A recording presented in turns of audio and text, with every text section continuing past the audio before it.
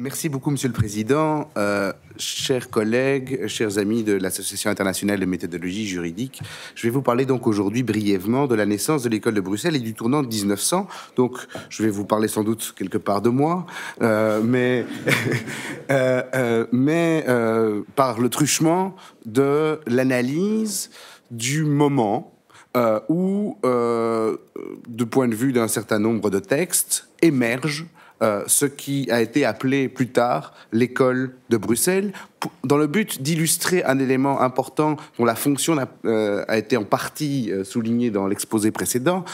mais qui est la fonction, je dirais, agonistique de la notion d'école, dans la mesure où la division des auteurs en école est aussi une manière d'organiser un champ de bataille, puisque le droit est un sport de combat, ça c'est une certitude dans sa pratique, et donc les académiques tentent au moins avoir le goût de cette lutte en organisant entre eux des oppositions sur ce qu'est la discipline, ce qu'elle doit prendre en considération ou non. La naissance de l'école de Bruxelles est le tournant 1900, puisqu'il se fait que c'est autour de cette date, 1900, qu'un certain nombre de courants, et ce n'est pas vrai seulement de l'école de Bruxelles, en droit, se sont mis à s'intéresser au droit et à la sociologie, ou au droit et aux phénomènes sociaux, et au droit et aux sciences sociales, et qu'en Belgique, ce phénomène s'est d'abord déroulé à Bruxelles. Alors, vous allez me dire, l'école de Bruxelles, c'est bizarre parce que très largement, il est entendu, en tout cas si on suit les publications qui ont eu lieu ces 30 dernières années, il est entendu que l'école de Bruxelles a eu pour fondateur Chaim Perelman à Bruxelles et qui a contribué donc au tournant argumentatif. Pourtant, Chaim Perelman désigne lui-même son maître comme le fondateur de l'école de Bruxelles, à savoir Eugène Dupréel, connu, en l'occurrence philosophe, et connu pour sa théorie des valeurs. Et Eugène Dupréel, on retrouve pourtant un certain nombre d'autres mentions de l'école de Bruxelles. Le premier exemple que j'ai trouvé jusqu'ici, c'est la mention de l'école de Bruxelles en lien avec les travaux de l'Institut de sociologie Solvay, fondé en 1894, hein, dans un petit article, Notes et mémoires de l'Institut Solvay, publié à la revue scientifique en 1907. Alors, si on va regarder ces travaux de l'Institut de sociologie Solvay, auquel appartenait d'ailleurs Eugène Dupréel, on constate que quelque part, il y a dans cet institut de sociologie de nombreux juristes, que ces juristes s'intéressent aux sciences sociales, et le problème c'est qu'on manque un peu d'informations puisqu'il n'y a pas, comme vous pouvez trouver en Allemagne, en France ou ailleurs, de grande histoire intellectuelle de la Belgique, peut-être parce que le Belge est peu prétentieux, mais aussi peut-être simplement parce qu'il n'y a pas d'histoire nationale intellectuelle des Belges. Donc, cela suppose qu'il y a beaucoup de travail d'archives qui est à réaliser, qui est en train de se faire. Mais si on regarde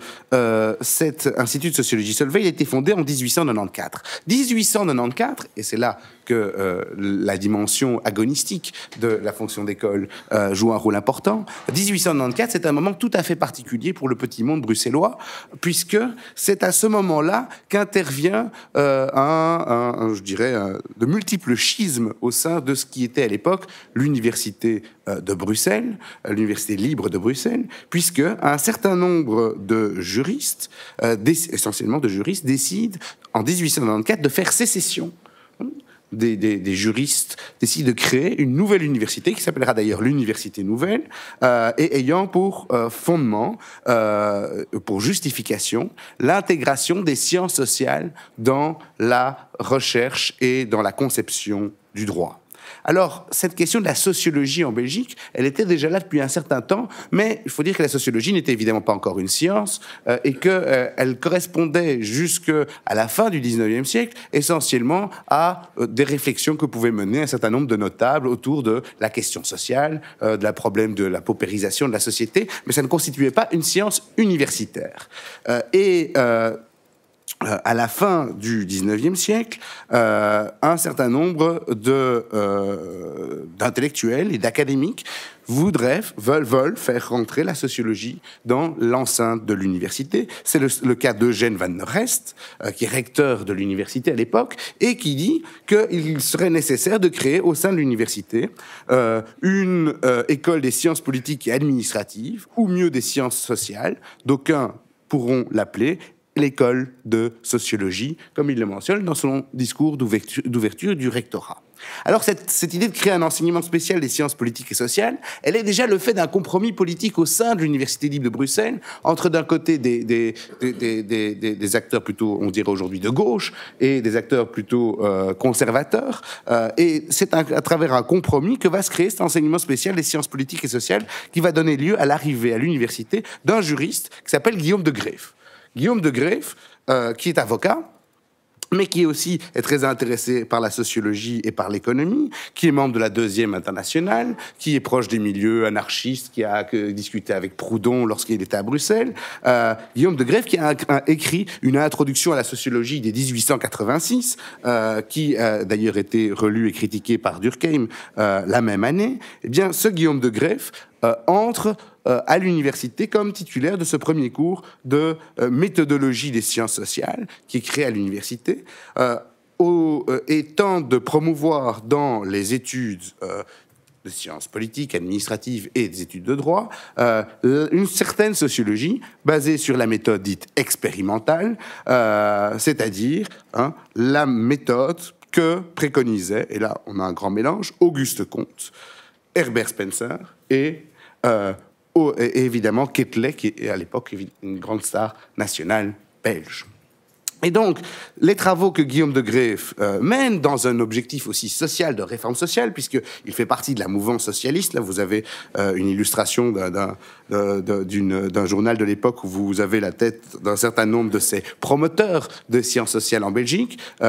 Guillaume de Greef s'intéresse, on le voit assez mal ici, mais s'intéresse à des questions en faisant des travaux sociologiques vraiment de description des terrains, avec par exemple une étude sur l'ouvrière dentelière en Belgique et la condition sociale des ouvrières dentelières, ou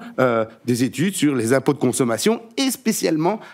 l'accise sur la bière, avec des études de terrain approfondis qui viennent apporter, au fond, un ensemble de données empiriques à l'examen du droit et à l'examen des effets de la régulation juridique sur la société. Arrive alors, et j'en suis à 1894, arrive alors une affaire très importante au sein de l'université. Je vous dis, il y avait ce compromis entre les juristes de droite et les juristes de gauche. Ce compromis va exploser avec l'affaire Élisée Reclus. Parce que Élisée Reclus, que vous connaissez, anarchiste, géographe, devait venir faire une conférence à l'Université libre de Bruxelles quand Hector Denis, qui est un ami de Guillaume de Greef, était recteur, et le conseil d'administration de l'université, qui est tenu essentiellement par des doctrinaires, quelque part, sans faire, mais tel un machicoulis, déverse sa lave sur tous ceux qui proposent la venue d'Élisée Reclus à l'occasion de l'attentat du Palais Bourbon. Et c'est à ce moment-là que la conférence d'Élisée Reclus est finalement interdite, qu'Hector Denis démissionne, et que est fondée par Guillaume de Greef, qui deviendra le recteur, et un certain nombre d'autres influents juristes de l'époque, dont certains deviendront les fondateurs du Parti ouvrier belge, futur Parti socialiste, est fondée l'Université nouvelle, ou École libre d'enseignement supérieur, et Institut des hautes études de Bruxelles. Et c'est dans le cadre de cette université nouvelle, qui a évidemment un laboratoire de géographie où sera accueilli Élisée Reclus, que va se développer une certaine approche du droit, et que cette université nouvelle va accueillir très très largement tout un ensemble de penseurs, au point qu'on dira dans certains travaux contemporains que l'université nouvelle a été pendant un certain temps un point de rencontre attractif pour les intellectuels de gauche d'Europe et à un niveau moindre des États-Unis, Bruxelles étant une ville très internationale déjà à l'époque. Enrico Ferri, dans le domaine de la criminologie, verra dans l'université nouvelle une œuvre internationale d'élévation humaine, et on aura jusqu'à 1426 cours et conférences pendant l'année académique 1907-1908, avec de nombreux intervenants étrangers. Donc vous avez là une première scission, 1894, autour de la sociologie. Mais c'est pas tout, parce qu'il y a derrière tout ça un individu qui est très important en Belgique, qui s'appelle Ernest Solvay, qui est un grand industriel et qui est très riche, et qui pousse le développement de ces sciences sociales, et qui, alors qu'il est à l'intérieur du conseil d'administration de l'université, va en même temps soutenir ces différents mouvements qui portent le développement de la sociologie et des études de sociologie juridique, en considérant que la majorité du conseil d'administration de l'université avait ses affections du côté du statu quo ou du progrès lent. Et c'est ainsi que Ernest Solvay va offrir un espace dans l'hôtel Ravenstein pour créer ce qu'il sera l'Institut des sciences sociales, futur Institut de sociologie Solvay, toujours en 1894, exactement au même moment où on crée l'université nouvelle, et il va mettre à la tête de cet institut Hector Denis, le recteur des missionnaires, Guillaume de Greef, et le futur fondateur du Parti ouvrier belge. Alors, l'objectif de cet institut était d'étudier de manière scientifique les questions sociales et de dégager les lois de ce que Solvay appelait les règles du transformisme social. Cet institut de sociologie, parce qu'il va se disputer évidemment avec les fortes têtes qu'il a placées à l'Institut des sciences sociales, va devenir en 1902 l'Institut de sociologie Solvay, où vous aurez Émile Waxweiler, qui est en fait un ingénieur, Louis Vaudon et Guillaume Desmarais, qui vont ensemble continuer le développement de ces recherches en sociologie. Et comme Solvay financera très lourdement le développement de cet institut, on verra à un moment donné qu'en Europe, l'Institut de sociologie Solvay sera considéré comme l'institut le plus avancé en Europe, soutenant au niveau pratique la coopération sociologique internationale avant et aussi après la Première Guerre mondiale. Au fond, quand Paul Lapie parle de l'école de Bruxelles, c'est à ce mouvement-là qu'il réfère à ce qui est en train de se passer dans ces différentes institutions, qui ont comme objectif de réformer le droit dans une dimension, dans une perspective sociale, au point que, dès 1912, on créera des semaines sociales qui auront lieu tous les ans, qui réuniront des étudiants et des chercheurs visant à expérimenter sur le terrain de nouvelles solutions pratiques aux grandes questions de l'époque. Grandes questions de l'époque qui, évidemment, ne sont pas des questions...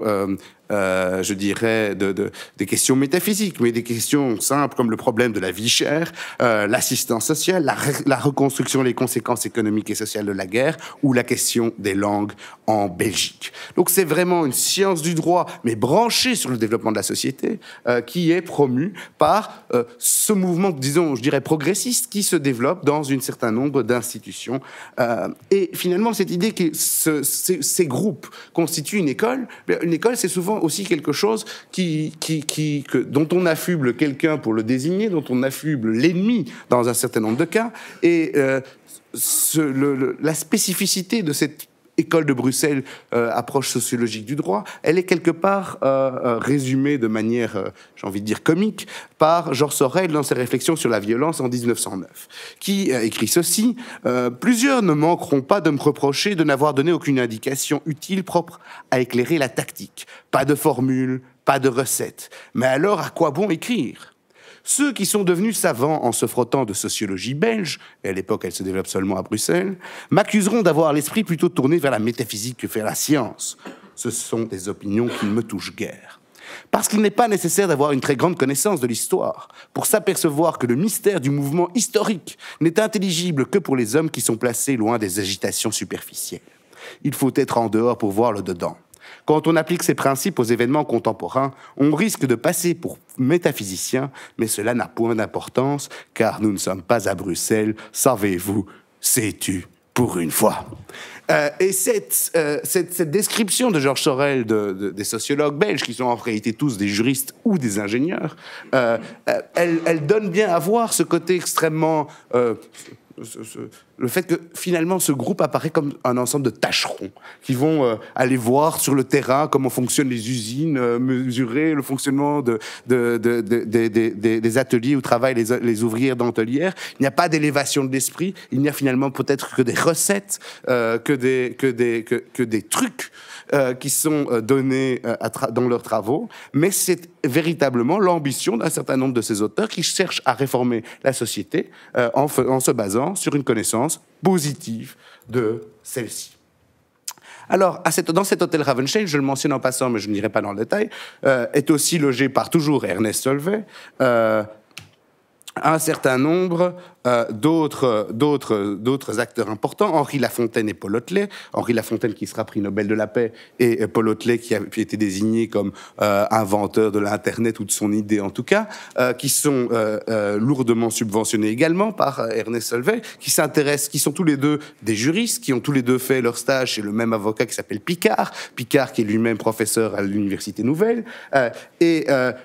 Ces deux juristes vont travailler ardemment à réaliser à travers un ensemble de fiches une sorte d'inventaire de tous les savoirs et notamment, ce sera leur premier travail dans le cadre de ce qui a été l'Institut de bibliographie qui était logé également dans cet hôtel Ravenstein, une étude sur le droit et les sciences sociales. Donc vous voyez qu'à travers cet ensemble, je vais passer ceci, puisqu'il y a beaucoup vous voyez, à travers de cet ensemble, de ces expérimentations à proprement parler, à travers l'ensemble, au sein de ces différentes institutions, vont naître, je passe, ça va être trop long, vont naître vraiment à un moment donné à Bruxelles, qui aura même avec l'appui de Lafontaine et de Hotelet, l'idée de devenir la capitale du monde, avec un projet très concret qui a été déposé mais qui n'a jamais été accueilli. Vous avez le développement à Bruxelles, à travers une série d'institutions, d'une nouvelle approche du droit, en tout cas qui apparaît comme tout à fait contestataire, qui n'a lieu qu'à Bruxelles. Alors, dire que c'est l'école de Bruxelles plutôt que l'école de l'université de Bruxelles, ça a beaucoup de sens, parce que comme vous l'avez vu, elle s'est développée, cette approche s'est développée dans différentes institutions, toutes à Bruxelles, mais dans différentes institutions. L'Institut de sociologie, l'Institut des sciences sociales, l'Université Nouvelle et la formation spécifique à la sociologie qui se développe à l'Université libre de Bruxelles à l'époque, avec Ernest Solvay, qui, dans une sorte de politique d'assolement triennal, nourrit sur ces trois, disons, sur le même terrain, cultive différentes tendances dans cette sociologie naissante en Belgique, qui s'acoquine avec le droit. Et ces différentes institutions vont, à l'occasion de la Première Guerre mondiale, et je m'arrêterai ici pour l'historique, à l'occasion de la Première Guerre mondiale, se réunir, puisque quelque part, la Première Guerre mondiale a mis fin au Gulf Stream qui protégeait la Belgique, du froid de l'hiver. L'argent vient à manquer. Les grandes industries ne sont plus tout à fait au même niveau. Et donc, l'Université Nouvelle et l'Institut des hautes études rejoignent l'Université libre de Bruxelles en 1919 et l'Institut de sociologie Solvay en 1923, tout étant désormais réunis en un même lieu où Eugène Duprel pourra commencer, sur la base de tous les travaux antérieurs, ces travaux qui conduiront à Chaim Perelman. Mais cette école de pensée, c'est au fond un ensemble qui a été identifié comme l'école de Bruxelles, c'est au fond un ensemble d'institutions, ça je vous l'ai mentionné, c'est aussi un ensemble de suites et de groupes d'individus. Alors j'en ai noté beaucoup qui sont totalement inconnus, évidemment, aujourd'hui, même Guillaume de Greef, mais Guillaume de Greef, Adolphe Prince dans le domaine du droit pénal, Edmond Picard, René Berthelot, Maurice Vautier, constitue la première génération de ces auteurs qui vont donner naissance à cette approche spécifique du droit. Approche spécifique du droit, alors il ne faut pas exagérer, on n'est pas dans un développement d'une théorie fine du droit tel qu'on pourrait la trouver chez Perelman. Mais finalement, dans cette théorie du droit, dans cette approche du droit, il y a la spécificité de la sociologie belge qui se manifeste, à savoir, comme Thierry Seguin le mentionnait, que quand on cherche à désigner la spécificité de la sociologie belge telle qu'elle se développe à l'époque, on doit répondre par l'exclusivité de sa démarche, ni Weber, ni Durkheim, ni Marx. Vous avez eu un tournant sociologique, mais qui est porté par une sociologie développée par des juristes et des ingénieurs qui ont des ambitions de réforme de la société et qui vont donner lieu à une manière spécifique d'approcher le droit en intégrant des données empiriques et en intégrant des données liées à l'examen minutieux de la société que on pourrait qualifier de pragmatisme ou de réalisme à la belge, comme quoi en Belgique on peut accueillir le surréalisme et une certaine forme de réalisme, que vous pouvez et vous trouvez un élément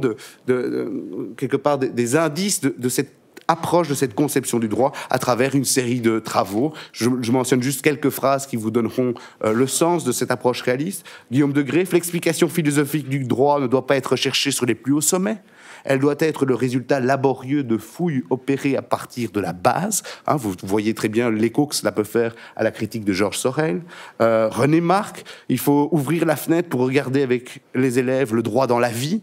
Un droit qui ne se fait pas simplement dans les auditoires ni devant les juridictions, mais qui s'organise dans la société. Ou encore le droit, dira Henri Depage, comme une science sociale, une branche de la sociologie, science vivante et expérimentale par excellence. Cette approche réaliste du droit, elle se développe à l'occasion de cette guerre de tranchées qui s'organise dans le développement, dans la naissance de la sociologie en Belgique. Et c'est dans cet exposé ce sur quoi je voulais attirer votre attention, c'est le lien entre la manière dont naît une école et la manière dont naît une école et les individus, les tensions, les conflits parfois politiques qui se manifestent et qui se jouent de manière beaucoup plus importante peut-être que la nouveauté des idées qui y sont développées. Et je vous remercie.